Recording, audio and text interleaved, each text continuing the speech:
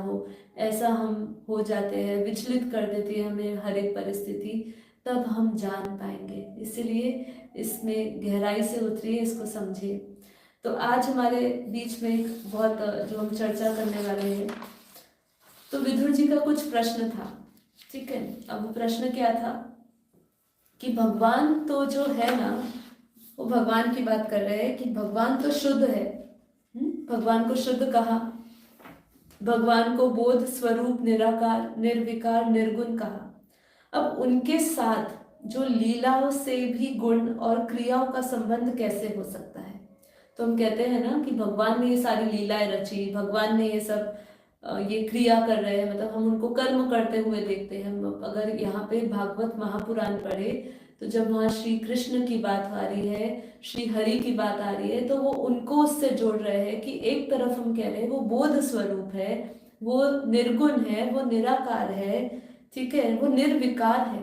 तो हम उनकी लीलाओं को जब देखते हैं तो हमें क्या लगता है कि क्योंकि हर एक लीला उनकी गुणों से भरी हुई है, किसी के अंदर सात्विक गुण झलकता है, तो जिनको उनका स्वरूप समझ नहीं आता, उनकी लीलाएं नहीं समझ आती, तो वो उनको उनकी राजस गुणों से उनको जोड़ देते हैं। तो कहने का यहाँ पे तात्पर्य उनका, विदुर जी का प्रश्न ऐसे उठता है कि उनकी लीला या क्रियाएं जो हो रही है वो कैसे हो सकती है, उससे उनका संबंध कैसे हो सकता है, ठीक है। तो आपको याद हो एक एक प्रसंग आता है जिसके अंदर जब गोपियां होती है, वो एक नदी किनारे, एक नदी पार करनी होती है, और जब वो कृष्ण वो नदी पार नहीं कर पा रहे होते हैं, तो कृष्ण उनको कहते हैं कि तू जा नदी को बोल कि यदि मैं ब्रह्मचारी हूँ तो वो तुम्हें रास्ता दे, ठीक है। तो जब गोपियां सोचती है कि इतनी सारी लीलाएं करता है, हमारे साथ रास लीला करता है, हमारे साथ रहता है, और फिर वो कह रहा है कि मैं ब्रह्मचारी हूँ, तो ऐसा कैसे नदी रास्ता दे देगी? तो वो नदी रास्ता दे देती है। तो नदी रास्ता क्यों दे देती है?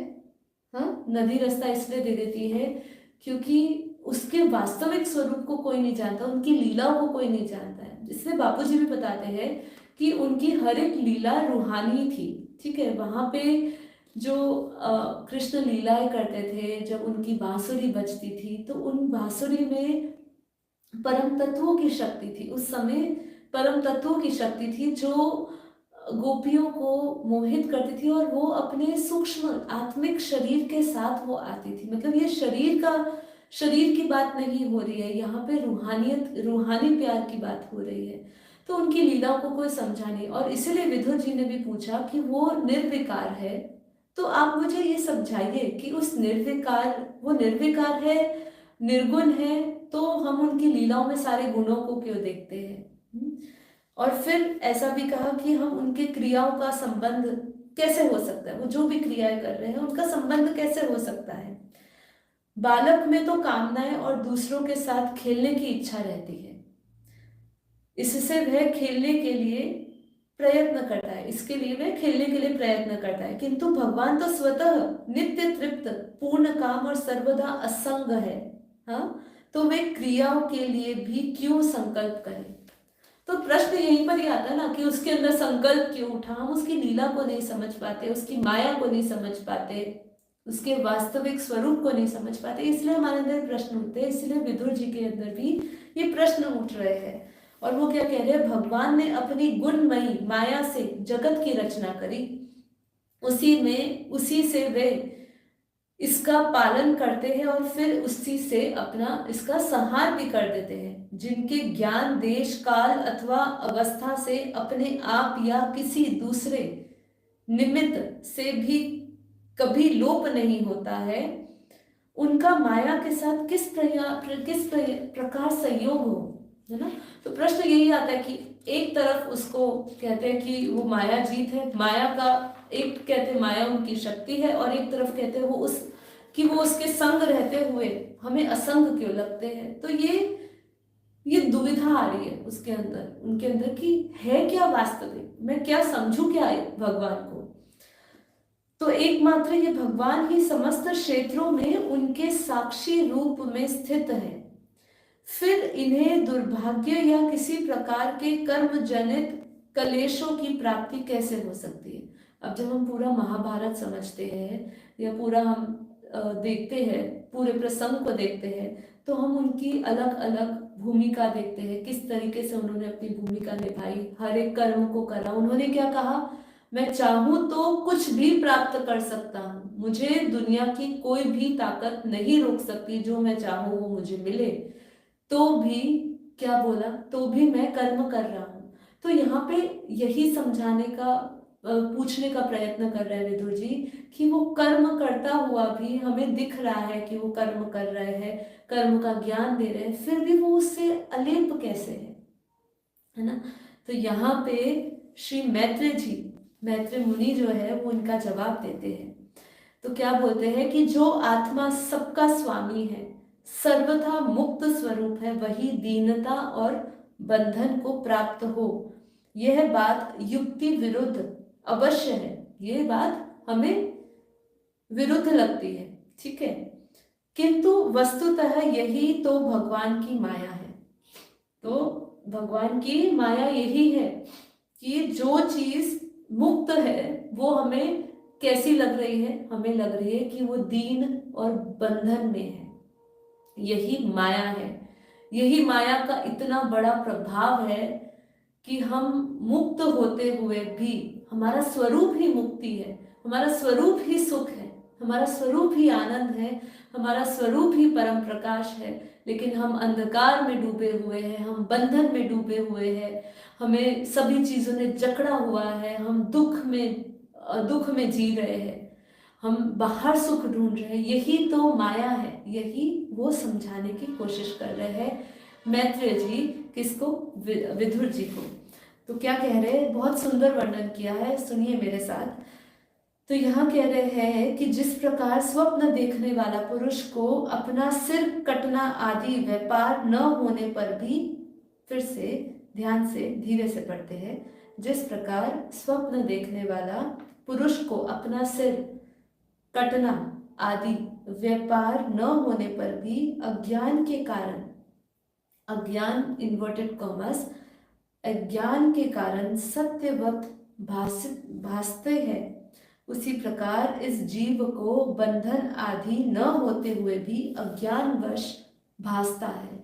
तो जो हमें बंधन प्रतीत हो रहा है वो हमारा अज्ञान है, ठीक है, वास्तव में वो बंधन है ही नहीं, वो हमारी अज्ञानता बोल रही है। जैसे ही हमारे भीतर अज्ञान लुप्त होगा और ज्ञान का प्रकाश बढ़ेगा, तब हमें समझ आएगी कि हम मुक्ति स्वरूप है, ठीक है।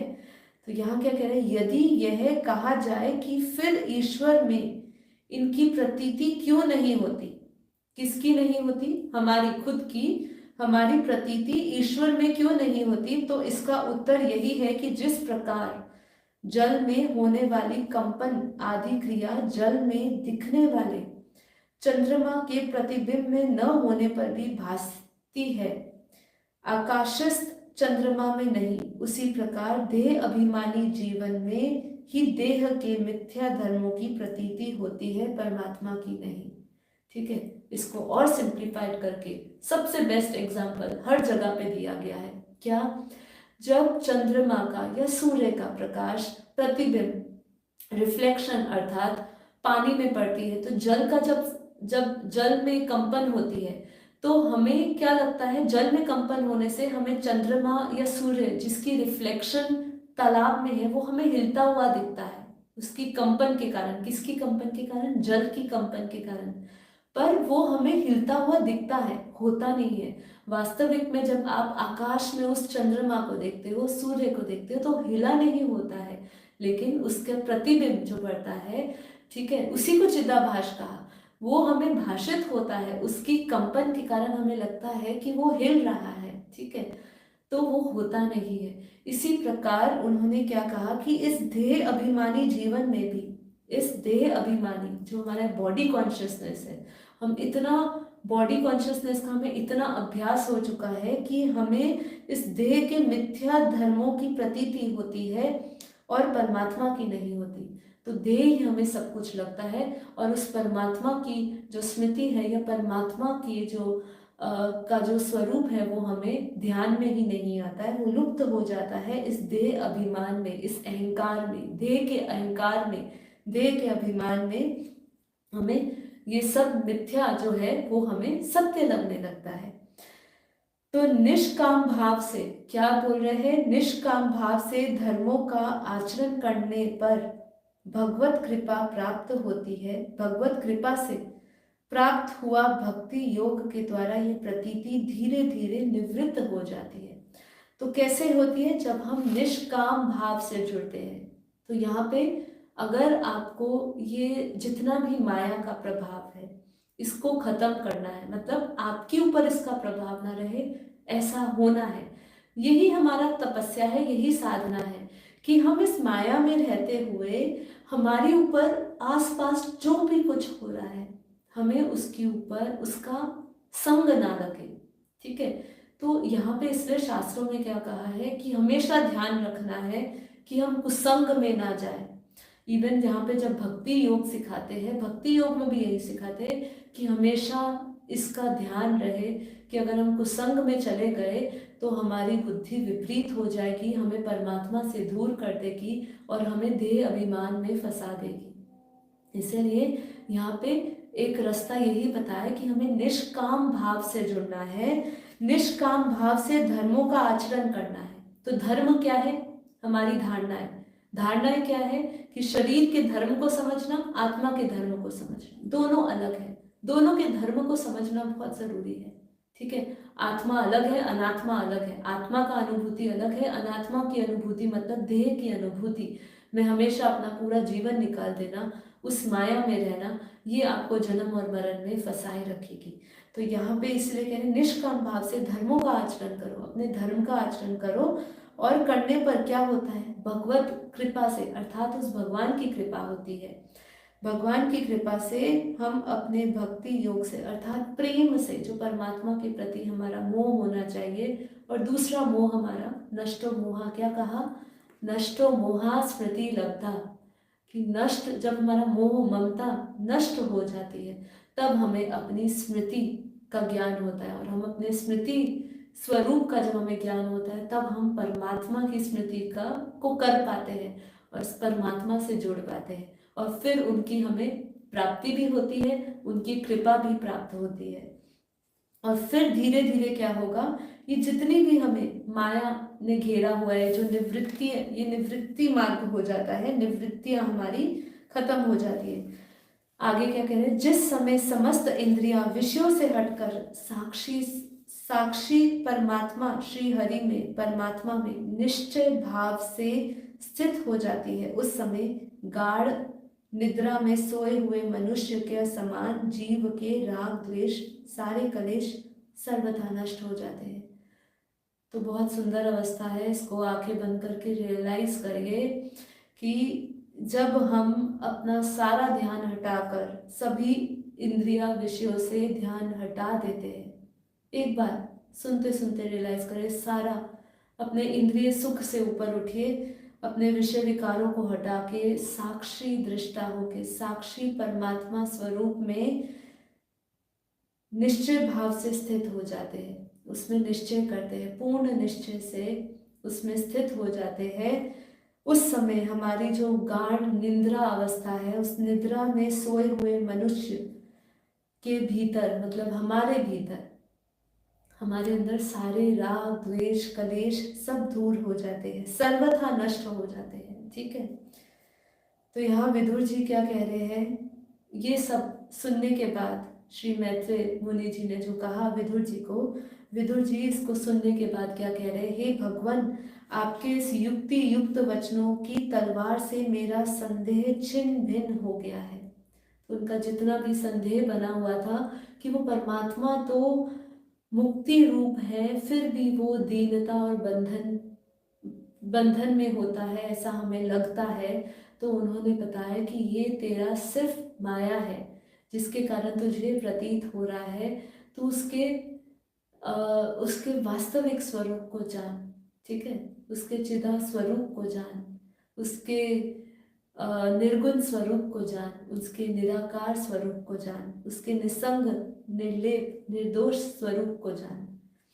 ये सब तुझे भाषित हो रहा है, ये सब जो लीलाएं वो कर रहे हैं, ये तो उनकी अलौकिक लीलाएं हैं, ठीक है। तो इसलिए आगे कह रहे, अब मेरा जो चित्त है भगवान की स्वतंत्रता और जीव की परतंत्रता दोनों ही विषयों से खूब विषयों में प्रवेश कर रहा है। आपने यह बात बहुत ही ठीक कही कि जीवों को जो कलेश आदि प्रतीति हो रही है उसका आधार केवल भगवान की माया है। तो ठीक है, अब हमें भी ये समझना है कि हमें जो कुछ भी ये कलेश आदि खत्म कर दीजिए, अपने द्वंद्व खत्म कर दीजिए, ये सब खत्म हो जाएगा और फिर उसके बाद आपको भगवान की स्वतंत्रता और जीव की परतंत्रता का अनुभव होगा। आप उसमें प्रवेश करेंगे और फिर आपको ठीक ठीक तरह से पता चलेगा कि ये कलेश आदि तो प्रतीत हो रहे हैं, उनका आधार केवल भगवान की माया है। यह कलेश मिथ्या है एवं निर्मूल है, क्योंकि यह विश्व का मूल कारण ही माया के अतिरिक्त और कुछ नहीं है। इस संसार में दो ही प्रकार के लोग हैं। लोग सुखी है, या तो अत्यंत मूढ़ जिसको अज्ञान ग्रस्त है, या जो बुद्धि आदि से अतीत भगवान को प्राप्त हो चुके हैं। जो बीच के श्रेणी के लोग हैं ये हमेशा दुख ही भोगते रहते हैं। आपकी कृपा से मुझे निश्चय हो गया है कि अनात्म पदार्थ वस्तुतः है ही नहीं, केवल प्रतीत होता है।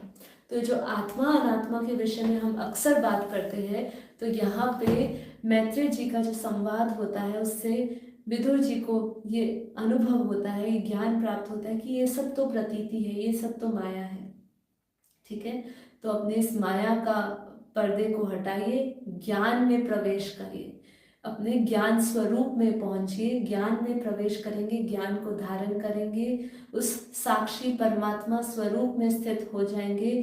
सारे इंद्रियां के आपके विषय मिट जाएंगे और फिर आप उनको वास्तविक रूप से उनके निर्गुण स्वरूप को भी जान पाओगे, उनके सगुण रूप के भी अलौकिक रूप को जान पाओगे। उनके सगुण रूप में भी अलौकिक स्मृतियां हैं, अलौकिक उनकी घटनाएं हैं, उनकी जो लीला है वो सब अलौकिक है। तभी आप उनके सगुण में भी अर्थात उनके व्यक्त में भी उनके अव्यक्त अलौकिक स्वरूप को जान पाओगे, ठीक है।